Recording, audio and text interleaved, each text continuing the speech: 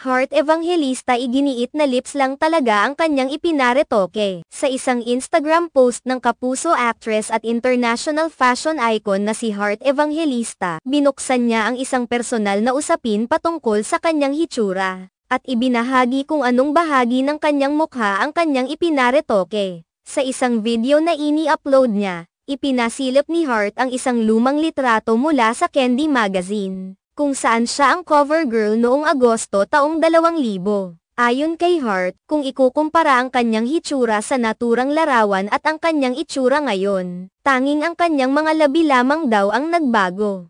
Diretsahan niyang inamin sa kanyang Instagram reel, "Lips lang yung pinagawa ko, that's true." Dito, walang paligoy-ligoy na ipinahayag ng aktres na ang mga labi lamang ang bahagi ng kanyang mukha na siyang ang ipinaretoke. Aminado si Heart na malaki ang posibilidad na maraming tao ang magugulat o magtataas ng kilay sa kanyang pag-amin tungkol sa pagbabago sa kanyang mga labi. Kaya naman, para linawin at ipagtanggol ang sarili, sinigurado niyang hindi siya nagtatago ng kahit anong katotohanan. "I'm saying the truth. If you don't accept it, then, well, wait for Judgment Day because this is all real except that, lips," dagdag pa niya sa kanyang pahayag. Hindi rin pinalampas ni Heart ang mga haka-haka at kuro-kuro ng ilang tao na nag-aakalang siya ay nagparetoke ng iba pang bahagi ng kanyang mukha.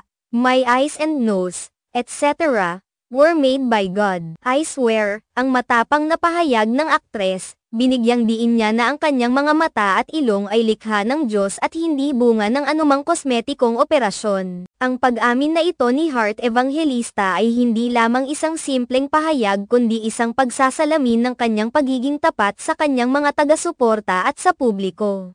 Sa kabila ng pagiging isa sa mga pinakasikat at pinaka-influensyal na fashion icons sa bansa, ipinakita niya na hindi siya natatakot aminin ang mga bagay na maaaring magdulot ng kontrobersya o mga reaksyon mula sa iba.